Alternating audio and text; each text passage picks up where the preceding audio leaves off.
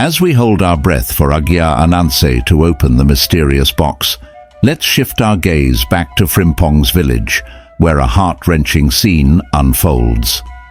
Frimpong's wife and daughter are facing a brutal ordeal at the hands of his brothers, Pepra and Nketia. With Frimpong gone, perhaps never to return, his brothers have shown a chilling lack of compassion. They've coldly told his wife and daughter that the family home isn't theirs to claim. It was their parents who built it, not Frimpong. Without a shred of mercy, they evicted them and quickly rented out the rooms to tenants, leaving Frimpong's wife and daughter with nowhere to go, utterly homeless. Ampem, a close friend to Frimpong, witnessed the heartbreaking condition of Frimpong's wife and daughter. Moved by their plight, he opened his home to them. Each day, he shared what little he had, making sure they had meals and that the daughter didn't miss school. Amidst the uncertainty, Frimpong's wife clung to hope, staying true to her husband, despite not knowing when or if he'd return. Her faithfulness was a beacon of loyalty in their dim world. Ampem, in all this, never once thought to take advantage of the situation. He respected his friend deeply, dedicating himself to looking after his family, proving his integrity and compassion. This act of kindness held them together, weaving a bond of trust and gratitude that stood firm in the face of their shared hardships. Agya Ananse stood trembling before the king, the weight of expectation pressing down on him as the royal court watched in silence. He was caught in a mix of fear and hope, his hands shaky and his voice barely a whisper when he addressed the king. "My king, please, I seem to have misplaced the key. May I have your permission to force the box open?" he pleaded. The king nodded, signaling a guard to assist. The moment the treasure box creaked open, revealing its contents of sparkling jewels and gems, Ananse's face momentarily lit up with excitement. "My lord, these are the treasures I spoke of," he exclaimed, his voice a mix of pride and relief. "They belong to me, gifted by my parents. I claim them entirely as my own, sharing with no one." But as he dug through the gems to showcase his inheritance, a chilling silence fell upon the room. Among the shimmering treasures lay a human skull, stark and undeniable. Ananse's heart sank, his forehead beaded with sweat as panic overtook him. The chief's stern voice broke the heavy air, demanding the box be brought to him. Ananse's fleeting triumph dissolved into despair, his secret now laid bare under the scrutiny of the court. In a solemn moment, the king, surrounded by his court, delved into the ancient treasure box. Among the glittering chains and bracelets, a cold truth surfaced. The jewels, unmistakably familiar, were those of his only daughter who had vanished mysteriously just days before her wedding. No one had uncovered her whereabouts since that fateful day, and the sight of her possessions now brought the grim reality crashing down around them. The chief, overcome with grief, knelt down amidst the opulence, his tears spilling onto the cold stone floor.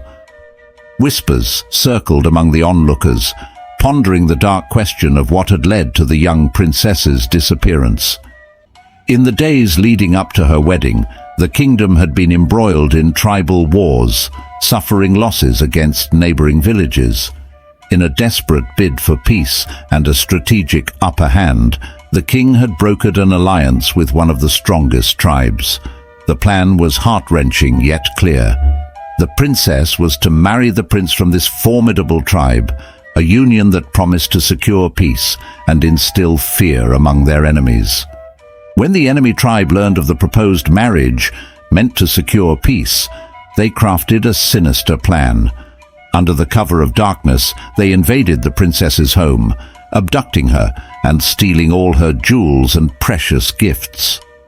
Their escape led them to a swampy area where Frimpong was farming, but the mud was too treacherous for a quick getaway. Realizing they could not escape with both the princess and the treasures, they made a grim decision. In a heart-wrenching act of cruelty, they murdered the princess. Her head was callously placed in one of the treasure boxes, and her body was buried in the murky swamp, with plans to later retrieve it as a grotesque trophy for their king. During the attack, all the servants were brutally killed, except for one who miraculously survived. This servant, battered and grieving, rushed to convey the tragic news to the king. Fueled by sorrow and vengeance, the king's forces pursued the enemy. In a series of fierce battles, they decimated their foes, but the chaos of war prevented them from returning to recover the remains of the princess and her stolen jewels. The loss devastated the king. He mourned deeply for his daughter for a full month, his heart heavy with grief. The kingdom was shrouded in mourning as everyone grappled with the brutal reality of a bright life cut tragically short, and the cruel theft of peace the princess had been meant to bring. Caught in the web of his own deceit, Ananse stood trembling as the king, holding a delicate bracelet, revealed a chilling truth. "This was a gift for my daughter's wedding," the king said with a heavy heart. "But now it appears that Ananse and some of my trusted elders conspired with our enemies to bring about her death." The room fell silent, the gravity of the accusation hanging heavy in the air. The elders, once firm in their testimony against Frimpong, now shook with fear. As the king's gaze bore into them, they began to unravel, their earlier assertions crumbling under the weight of truth. One by one, they confessed to their ignorance of the true origins of the treasure box. Ananse had approached them with bribes, coaxing them to lie, to claim the treasure was his, and strip it from Frimpong unjustly. Finally, Ananse, cornered by his own schemes, broke down. With his voice barely a whisper, he pleaded for mercy. "My king, please spare my life," he begged, his eyes wide with fear. "The treasure box isn't mine. It was my greed and jealousy that led me here. I thought I could use lies and deceit to take what was not rightfully mine. Please forgive me." The king's voice was thick with sorrow as he addressed Ananse and the palace elders, his words echoing solemnly through the silent hall. "There's no defense for your actions," he declared gravely. "You conspired with our enemies, leading to the death of my only daughter. After years, the truth has emerged, and it demands justice. You will be executed for your treachery." The elders' pleas for mercy fell on deaf ears. Though the king knew they had not directly killed his daughter, their willingness to condemn an innocent man to death revealed their deep-seated corruption. Such deceit could not be tolerated in his reign. The following day, Ananse and the implicated elders faced their grim fate before the public, their executions serving as a stark testament to the consequences of corruption and betrayal. Meanwhile, Frimpong, who had been wrongfully accused, was finally set free. Unbeknownst to the late Ananse, Frimpong had returned home not with one, but 2 boxes. Ananse's greed had drawn him to the one containing the tragic token of the princess, her head. As Frimpong settled back into his home, he discovered the second box hidden under his bed. Heart heavy with the events that had transpired, he cautiously opened it to find it overflowing with jewels, a stark contrast to the grim contents of the other box. The treasure, untouched and sparkling, was a bittersweet reminder of the innocence he had maintained amidst the turmoil that had ensnared him. Overwhelmed by the gravity of his discovery, Frimpong hurried to the king, carrying with him the heavy burden of truth. "My great king," he began, his voice shaking with emotion, "I heard about the skull of your daughter found in the box brought before you, and I am deeply sorry for your loss. The truth is, I found not one, but 2 boxes.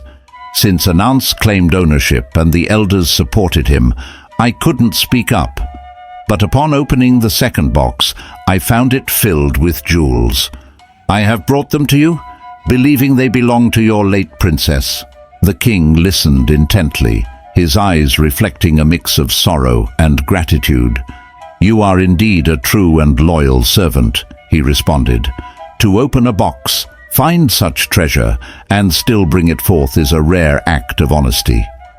It was my deepest wish to honor my daughter properly, but not knowing her resting place has been a torment. To see her skull, as painful as it is, brings me some relief, for now I can mourn fully and perhaps find peace in my heart. Therefore, whatever is in the box, I give it to you. Your integrity should serve as a lesson to everyone in our community.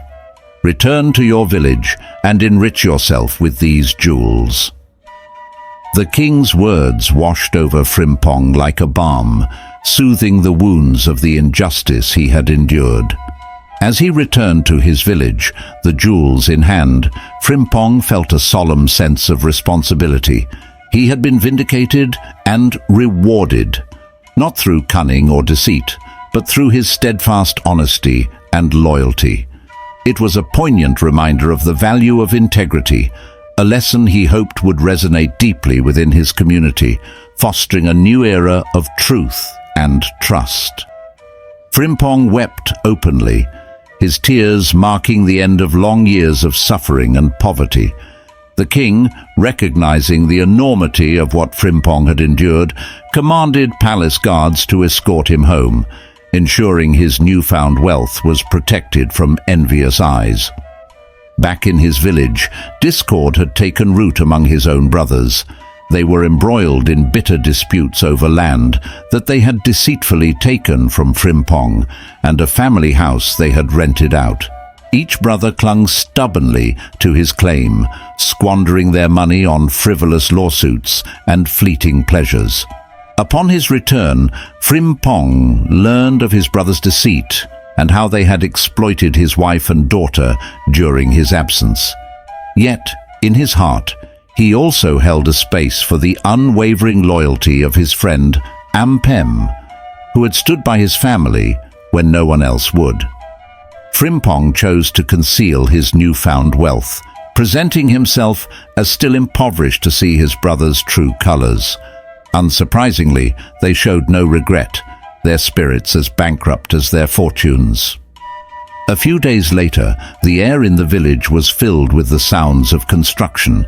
Frimpong began to build what would soon be the most magnificent mansion in the village. It was not just a home. It was a symbol of his resilience and a testament to the rewards of honesty and integrity.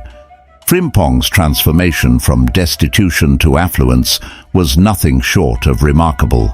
In gratitude to his steadfast friend Ampem, who had supported his family in his absence, Frimpong built an identical mansion for him and paid off all his debts, multiplying the amount by 5 as a gesture of his deep appreciation. He didn't stop there. His generosity flowed through the village as he constructed a school for the community and became known for giving loans without interest. He also built the first clinic in his hometown, marking a milestone in healthcare accessibility there. Frimpong's rise to prosperity made him the richest man in the community, surpassing even the king in wealth. His influence grew so significant that the king consulted him on every major decision, acknowledging his critical role in the community's welfare. However, this fairy tale rise was shadowed by familial estrangement. His brothers, who had once wronged him and squandered their own fortunes, came to him in humility, offering to return the land they had seized.